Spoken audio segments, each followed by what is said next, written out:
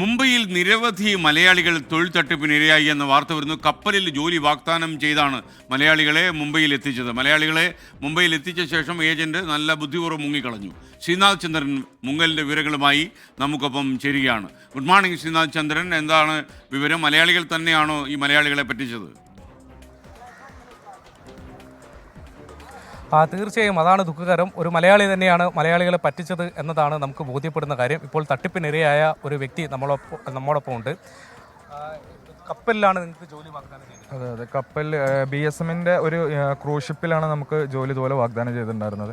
അങ്ങനെ ഞങ്ങളെ ഒരു നിലമ്പൂർ ട്രാവൽസ് വഴി, മെഹർ എന്ന് പറഞ്ഞൊരു ട്രാവൽസ് വഴിയാണ് ഞങ്ങളിതിൽ വന്നു ചേരുന്നത്.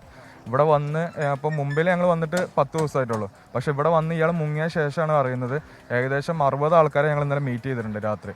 ഇവിടെ പെട്ട് കിടക്കുന്നത് 10 മാസം 8 മാസമായിട്ട് വീടോ നാടോ ആയിട്ട് ഇയാൾ കോൺടാക്ട് ചെയ്യിപ്പിക്കാണ്ട് വേറെ സിമ്മൊക്കെ എടുപ്പിച്ചിട്ട് ഇയാൾ എന്ത് ചെയ്തു, മറ്റേ ആരോടും പറയണ്ട, എല്ലാവരും ഷിപ്പിൽ പോയി എന്ന് പറഞ്ഞിട്ട് അങ്ങനെയൊക്കെ നിർത്തിയ കുറേ പേര് ഇപ്പോഴും റൂമിൽ പെട്ട് കിടക്കുന്നുണ്ട്. അതായത് ഫുഡ് പോലും കഴിക്കാൻ പൈസ ഇല്ലാണ്ട് തിരിച്ച് നാട്ടിൽ.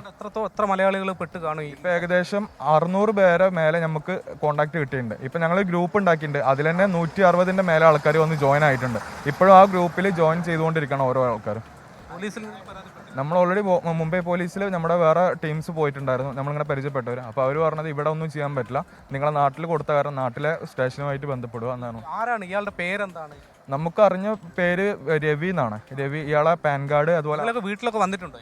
ഇയാൾ എൻ്റെ വീട്ടിൽ വന്നിട്ടുണ്ട്, ഫുഡ് കഴിച്ചിട്ടുണ്ട്. പക്ഷേ ഇയാളെ പേര് പറഞ്ഞാൽ രവി എന്നാണ്. ഇയാൾ ആധാർ കാർഡിലും എല്ലാത്തിലും രവി എന്നാണ്. പക്ഷേ ഇയാളെ കയ്യിലൊരു ടാറ്റു ഉള്ളത് വിനോദ് എന്നാണ്. ഇയാൾ അതുപോലെ ഗൂഗിൾ പേ, ഇയാൾക്ക് യാതൊരു അക്കൗണ്ടും ഇല്ല. പക്ഷേ ഇപ്പം ഞങ്ങൾ ഗൂഗിൾ പേ കാര്യങ്ങളൊക്കെ ചെക്ക് ചെയ്തപ്പോൾ അതിൽ വിനോദ് എന്നാണ് പേരുള്ളത്. ഇയാളുടെ റൂമിൽ നിങ്ങൾ പോയി നോക്കിയോ? മുംബൈയിൽ എവിടെയാണ് താമസിക്കുന്നത് അറിയാം? അതെ, ഇയാള് റൂം ഞങ്ങൾക്ക് ശ്രീനാഥ് ചന്ദ്രനാണ് മുംബൈയിൽ വിവരങ്ങൾ നൽകിയത്.